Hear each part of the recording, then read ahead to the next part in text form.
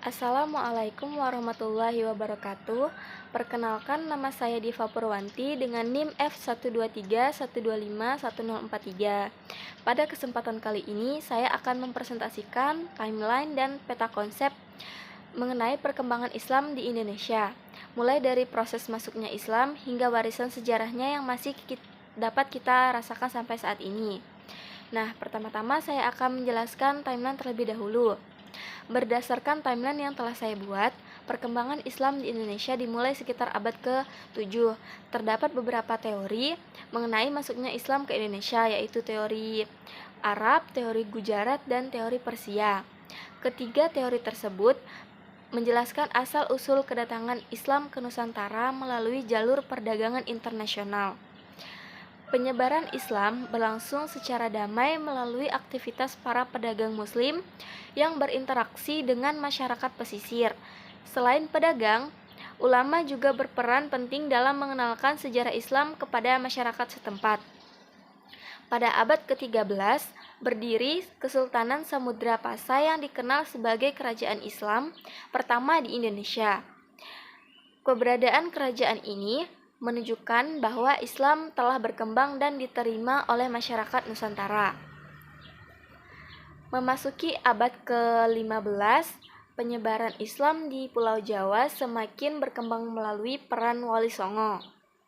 Mereka menyebarkan Islam dengan pendekatan budaya, pendidikan, dan dakwah yang mudah diterima masyarakat.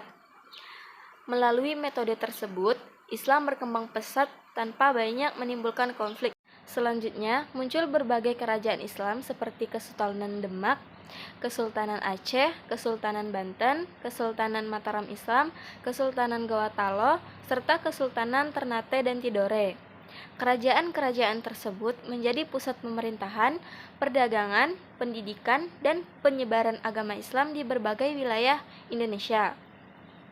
Pada abad ke-16, bangsa Eropa mulai datang ke Nusantara. Portugis menguasai Malaka pada tahun 1511 dan kemudian diikuti oleh VOC Belanda pada tahun 1602. Kehadiran bangsa Eropa menimbulkan persaingan dalam perdagangan dan kekuasaan.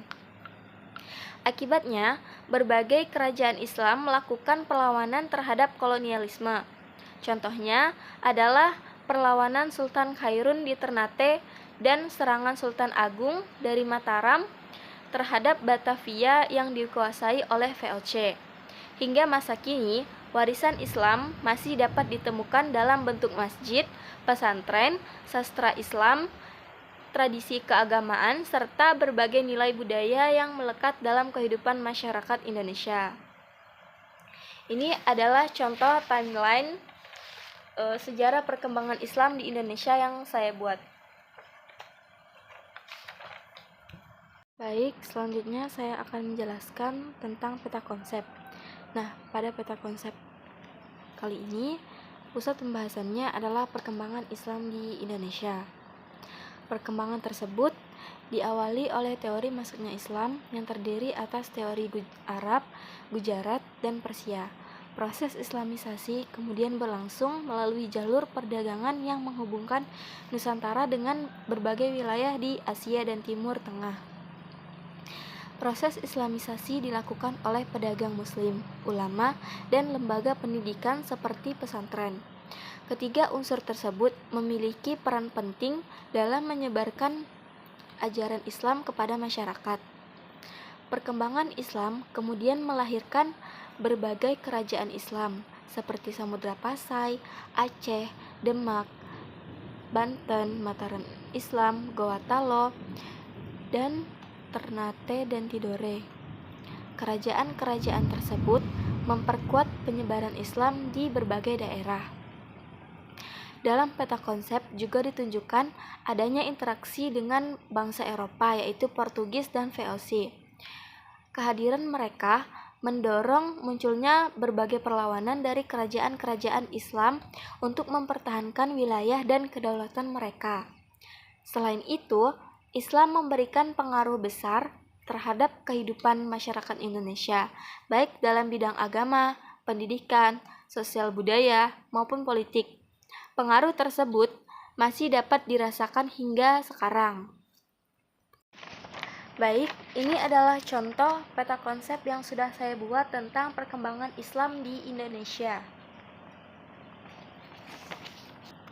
Sebagai kesimpulan, perkembangan Islam di Indonesia terjadi melalui proses yang panjang dan berlangsung secara damai melalui perdagangan, dakwah ulama, pendidikan, serta dukungan kerajaan-kerajaan Islam. Islam tidak hanya memengaruhi kehidupan keagamaan masyarakat, tetapi juga berkontribusi besar dalam bidang pendidikan, budaya, sosial, dan politik. Oleh karena itu, masa Islam memiliki peran yang sangat penting dan dalam sejarah Indonesia karena membentuk banyak aspek kehidupan masyarakat yang masih bertahan hingga saat ini. Sekian presentasi dari saya. Terima kasih atas perhatian yang diberikan. Wassalamualaikum warahmatullahi wabarakatuh.